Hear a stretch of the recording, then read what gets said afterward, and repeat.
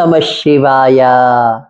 ವೀಕ್ಷಕರೇ, ಇವತ್ತಿನ ವಿಷಯ ಹಸ್ತ ನಕ್ಷತ್ರ. ನೋಡಿ, 27 ನಕ್ಷತ್ರಗಳಲ್ಲಿ ಹಸ್ತ ನಕ್ಷತ್ರದಲ್ಲಿ ಯಾಕೆ ಹುಟ್ಟೀರಾ ಅನ್ನೋದು ಇವತ್ತಿನ ವಿಷಯ. ನೋಡಿ, ಪ್ರತಿ ನಕ್ಷತ್ರಗಳು, ಪ್ರತಿ ಗ್ರಹಗಳು, 9 ಗ್ರಹಗಳು ಕೂಡ ನೀವು ಹಿಂದಿನ ಜನ್ಮದಲ್ಲಿ ಮಾಡಿರ್ತಕ್ಕಂಥ ಕರ್ಮವನ್ನು ಸೂಚಿಸುತ್ತೆ. ಅದು ಒಳ್ಳೆ ಕರ್ಮ ಆಗಿರ್ಬೋದು ಅಥವಾ ಅವಕರ್ಮ ಕೂಡ ಆಗಿರಬಹುದು. ಹಸ್ತ ನಕ್ಷತ್ರದಲ್ಲಿ ನೀವು ಹುಟ್ಟಿದಾಗ ಯಾವ ಕರ್ಮವನ್ನು ಸೂಚಿಸುತ್ತೆ? ನೋಡಿ, ಹಸ್ತ ನಕ್ಷತ್ರ ತುಂಬಾ ಒಳ್ಳೆ ನಕ್ಷತ್ರ, ಕನ್ಯಾ ರಾಶಿಯಲ್ಲಿರ್ತದೆ. ಚಂದ್ರನ ನಕ್ಷತ್ರ ಇದು. ಹಸ್ತ, ರೋಹಿಣಿ ಮತ್ತು ಶ್ರವಣ ನಕ್ಷತ್ರ, ಇಲ್ಲಿ ಚಂದ್ರ ತುಂಬಾ ಸ್ಟ್ರಾಂಗ್ ಆಗಿರ್ತಾನೆ, ಯಾಕಂದ್ರೆ ಚಂದ್ರ ನಕ್ಷತ್ರ ಆಗಿರೋದ್ರಿಂದ. ಕನ್ಯಾ ರಾಶಿ ಕೂಡ ತುಂಬಾ ಅದೃಷ್ಟ ಇರೋ ರಾಶಿ.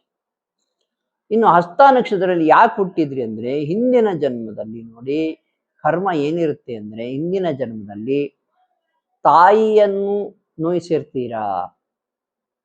ಹಿಂದಿನ ಜನ್ಮದಲ್ಲಿ ತಾಯಿಯನ್ನು ನೋಯಿಸಿರ್ತೀರಾ, ಅಥವಾ ಗೌರವಿಸದೇ ಹೋಗಿರಬಹುದು, ಅಥವಾ ಏನಾದ್ರೂ ಅನ್ಯಾಯ ಆಗಿರ್ಬೋದು.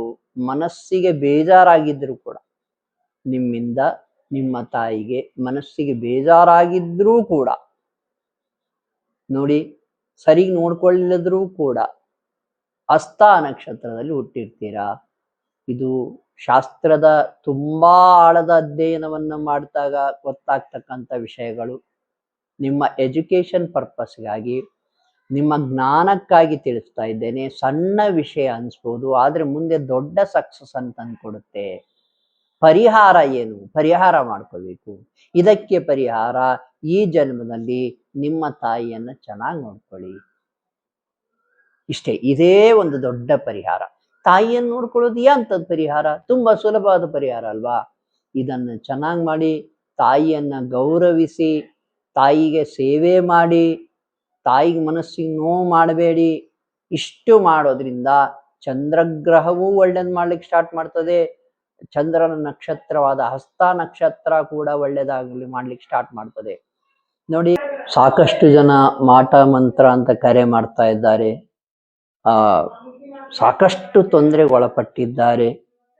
ಇದ್ದ ಕೆಲಸದಲ್ಲೂ ತುಂಬಾ ತೊಂದರೆ ಆಗ್ತಾ ಇದೆ, ಮನೆಯಲ್ಲಿ ಕಿರಿಕಿರಿ ಆಗ್ತಾ ಇದೆ.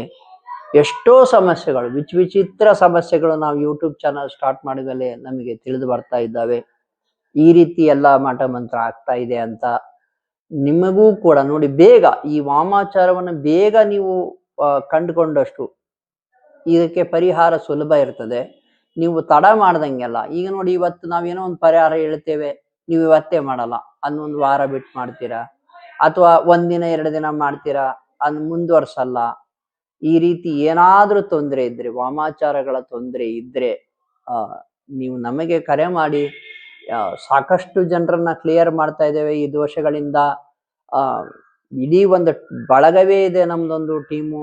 ನೀವು ನಮಗೆ ಕರೆ ಮಾಡಬಹುದು, ನಾವು ನಿಮಗೆ ಸೂಕ್ತ ಸಲಹೆ ನೀಡ್ತೇವೆ. ಅತಿ ಕಡಿಮೆ ಖರ್ಚಿನಲ್ಲೂ ಕೂಡ, ಮಂತ್ರಗಳ ಧ್ಯಾನದಿಂದಲೂ ಕೂಡ ಈ ಮಾಟ ಮಂತ್ರ ಹೇಗೆ ನಿವಾರಿಸಬಹುದು ಅಂತಂದೇಳಿ ನಾವು ರಿಸರ್ಚ್ ಮಾಡಿದ್ದೇವೆ.